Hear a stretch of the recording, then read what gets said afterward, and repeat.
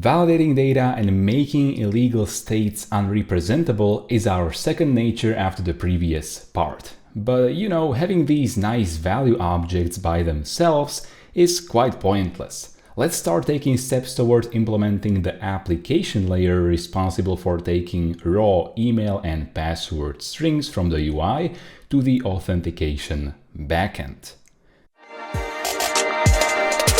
Hello, welcome to ResoCoder, where you are getting prepared for real app development so that you will get freelance clients or a job and be confident about the apps you build. So subscribe and hit the bell to join us on our quest for becoming in-demand Flutter developers.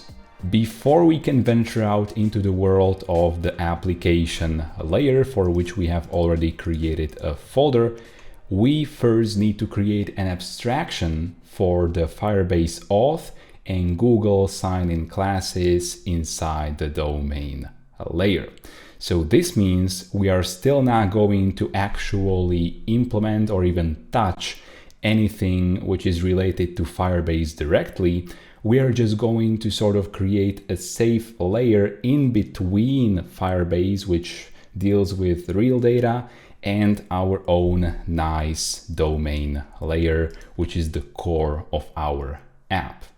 So why are we doing this? Well, we want to make Firebase into a true implementation detail. We definitely do not want to be entangled into Firebase so much that our app cannot run without it. For example, if we should decide to switch to an authentication server and communicate with it through an API and through HTTP requests, we will be able to do so easily with the approach we are taking in this domain-driven design series. And secondly, we are going to create abstractions to fulfill the domain-driven design spec, where the application layer cannot depend on classes from the infrastructure layer. And be sure to check out the written tutorial from the link in the description, where you are going to be able to find all of the code written in this video, all of the links to different explanations, links to the GitHub repositories associated with this tutorial series, and overall go through this lesson at your own pace. So which actions do we need to perform on the authentication backend?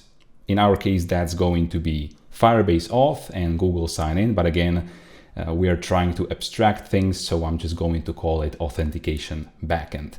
Well, there are really three things which we should be able to do right now, and those are register with email and password, sign in with email and password, and sign in with Google. So we now know that we should implement these three things.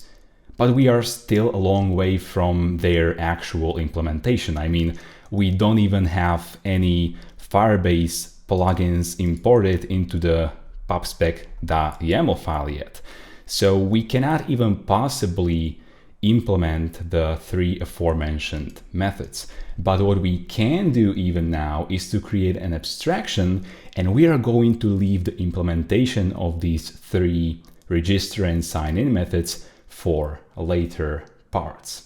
And doing so will allow us to focus on the blocks in the application layer in the next parts, before even really jumping to implement all things Firebase and jumping into the infrastructure layer. Because we are gonna be moving along the layer tree. We started off in the domain layer. We're going to be here for quite some time. And then we're going to go over to the application layer, which is the second innermost layer, you could say. And only then we're going to touch infrastructure and presentation, which are the outermost layers. So let's therefore create an iAuth facade.dart file. It's going to live under domain auth, and it's called iAuth facade.dart because it's going to be only an interface. You know, Dart offers only abstract classes, and it doesn't have any real interface keyword, unlike Java or Kotlin or even C#. But although there are no real interfaces, we can overcome this bad thing which Dart has in the language design with strong naming conventions. So in our case, in this tutorial series, whatever starts with I is going to have only an interface, and there is going to be no implementation present whatsoever inside that class. So it will be called Auth Facade, and it's going to have 3 methods. Oh, and by the way, Facade is a design pattern which is used for connecting 2 or more classes which have weird interfaces, and you cannot really use those interfaces in your app. And Facade takes those multiple classes and plugs them into a nice and unified interface. And you can learn more about Facade from a link which is available in the written tutorial. So we want to be able to register with email and password. So we're going to create future void for now. Register with email and password. This method is going to take in 2 required named parameters.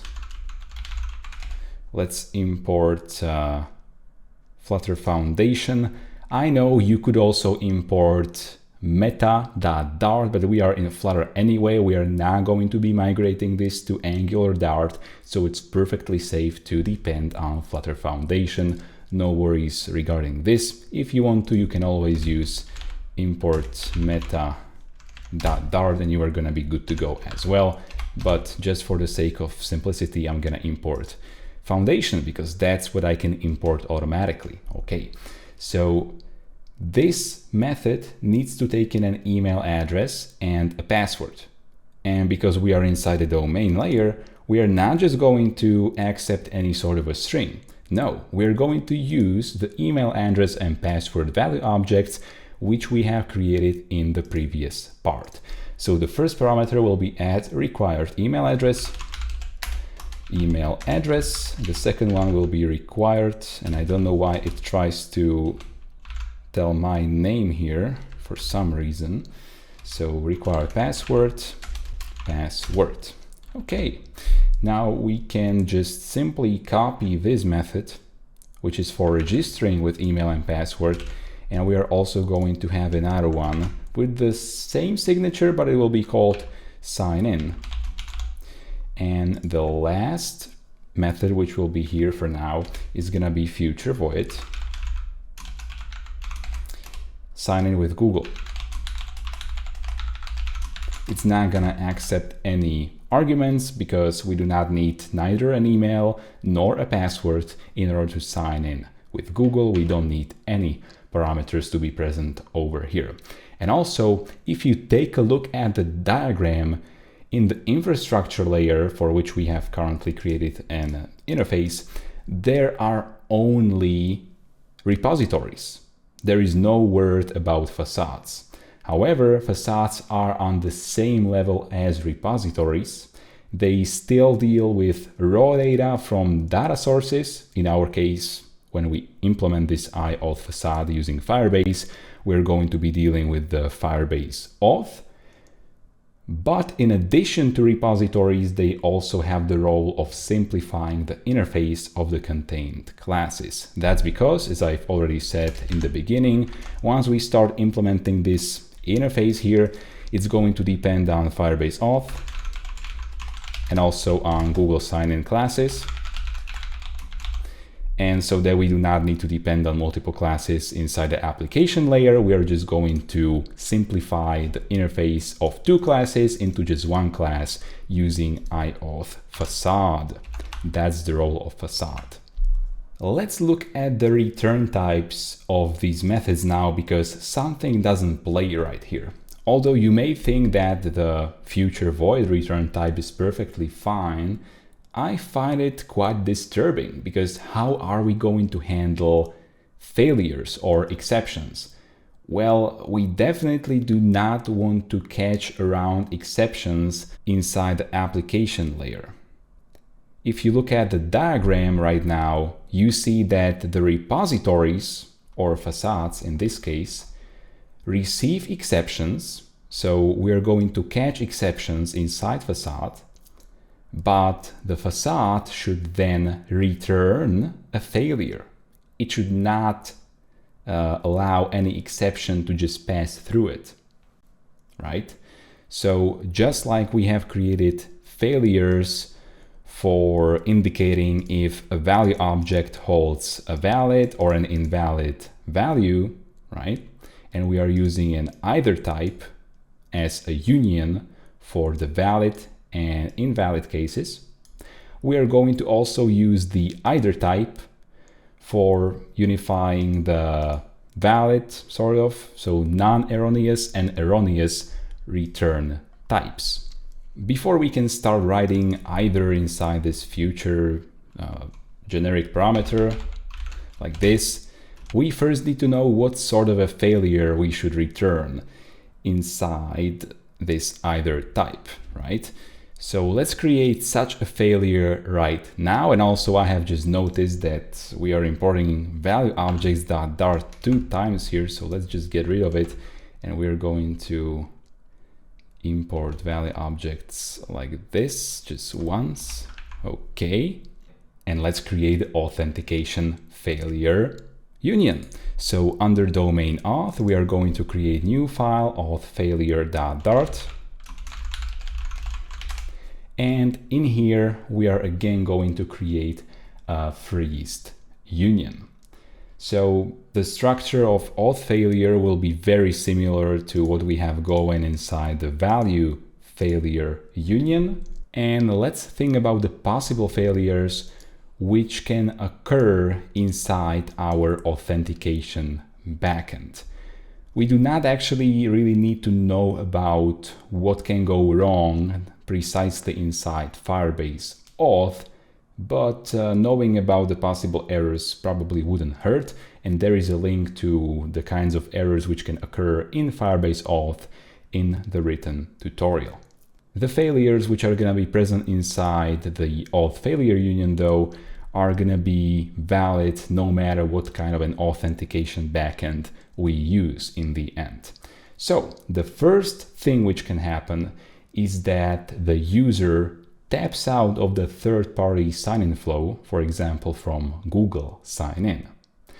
The second failure which can occur is that an error on the auth server occurs, some sort of a unspecified error just occurs, and the sign-in, of course, fails in that case. The third thing that can occur is that the user wants to register with an email which is already in use. And of course, you cannot have 2 emails used by different users. And lastly, it can happen that a user enters invalid combination of an email and password. So of course, you cannot sign in if you have invalid email or password. So let's reflect all of these possible failures, which I have just described, into a freezed union. Since we are going to be working with freeze, we need to provide PTF, which is part freeze statement. And again, you can get all of these snippets, which I'm using right here, when you go to the article for the freeze tutorial, to which you can get from the card in the corner. So we want to create FUnion, because it's a freeze union. Its name will be auth failure. And the first case factory will be cancelled by user. And let's just make its type called cancelled by user. Okay, and let's import freezed annotation right over here. And now we can run our most favorite command, which will be flutter pub run build run watch delete conflicting outputs, just to be safe. All right. And once this runs, we should have the first case factory generated for us. Let's go ahead and create all of the other case factories. So the next one will be for the further unspecified server error. So let's rename this to server error. And this server error failure will be sort of a catch-all failure, which we will use whenever we actually don't know what went wrong. So if something unspecified goes wrong, we're just going to return server error. The next failure which we need to have here is when email is already in use and the user tries to register it again with a different password. So email already in use. Okay, let's make the actual type also generated. And lastly, we're gonna have invalid email and password combination. This is quite a long name, but regardless of that, we now have even this possibility: invalid email and password combination failure. This is all nice that we have these 4 failures which can occur on our authentication backend. But now let's go to the Auth facade and let's try to think how we can return these failures from the methods. So of course, we now know that just like in the value objects, we can use either, whichever pronunciation you prefer, to return either a failure or a regular good value. The problem is that if we have an either here and we return auth failure in the left side of either, well, what are we going to return in the right side of either, right? Because these methods are perfectly fine returning void. We do not need to return any sort of a real value from a sign-in method, right? We do not even need to return the signed-in user. We are going to handle that later on a bit differently. So how can we possibly return void inside the right side of either? Well, can we actually return void directly? Let's see. Once we import either from darts, it seems that we can actually return void, but I will tell you bad news, and that is that once we would try to run this code, having void inside the right side of either would not actually work well. It would simply create a bunch of problems down the line for us, so we cannot use void, even though it doesn't really create any syntax error right off the bat. So if we cannot use void, what can we use? Well, if you are a Swift programmer, you know that Swift's void type is actually a type, not just a keyword, right? If we try to go to void definition, there is nothing in there. But if we try to go, for example, to another built-in type definition, for example, future is built into the Dart SDK, we can actually see the definition of future. That's because future is an actual class. But void is not a class at all, it's just a keyword. But in Swift, void is an actual class. It's actually an empty tuple. Similarly, Kotlin programmers know that there is no void in Kotlin, but there is unit in Kotlin. And unit is sort of like void. And now if you are a category theory mathematician and a functional programming professional, please don't kill me. I know that units and this sort of dumb voids are not the same thing, but just for the sake of simplification, I think that saying so is good. Thankfully, we can also use unit type, which comes from darts.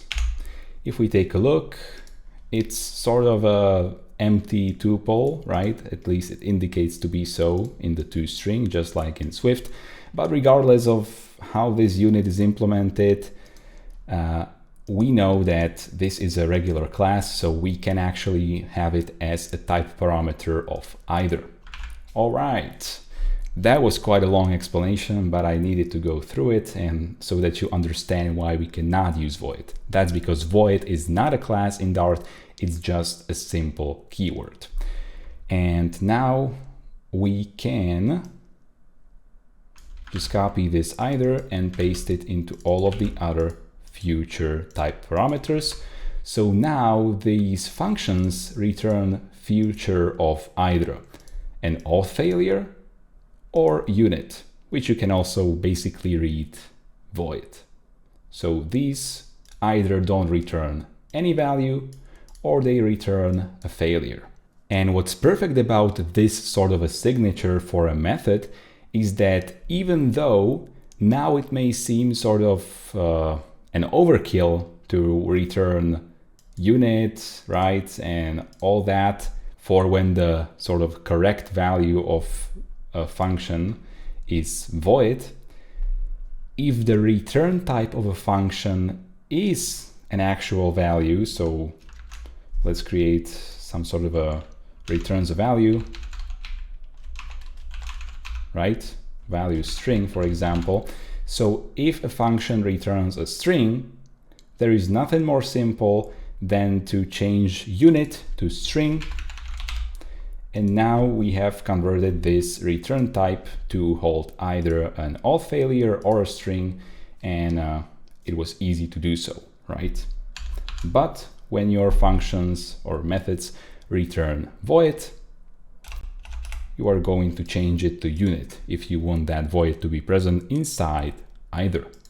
Alright, if you want to go through this tutorial at your own pace once again and to get all of the code, check out the written tutorial available from the link in the description. So we have created an interface inside the domain layer, which will allow us to implement the application logic without any Firebase auth dependencies, because after all, this is just an interface and it has nothing to do with any sort of a Firebase implementation.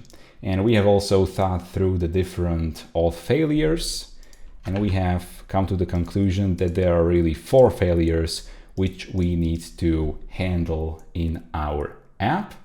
And lastly, we have also discovered the unit type, which is sort of a void with more functionality. This means that we are now completely ready to start implementing the sign-in form, and we are not going to create any buttons and text fields inside the UI just yet. Instead, we're going to hop into the application layer to work on the sign-in form block in the next part. So definitely make sure to subscribe to this channel if you do not want to miss it. And if you are serious about becoming a great Flutter developer who can build real apps for clients or at a job, go to flutter.education, and link is also in the video description, to get the top curated Flutter news and resources aimed at improving your app development career. Over there, you can also subscribe to my mailing list to get the best Flutter resources delivered weekly right into your inbox. And if you do not want to miss more tutorials like this, be sure to subscribe to this channel and also join Notification Squad by hitting the bell button to make sure you grow your Flutter skills, because here on ResoCoder, I am just determined to provide you with the best tutorials and resources so that you will become an in-demand Flutter developer. If this video helped you with modeling your Facade interfaces and all that, give this video a like and also share it with other developers who are surely gonna find it beneficial too. Leave a comment if you have anything to say, and see you in the next video.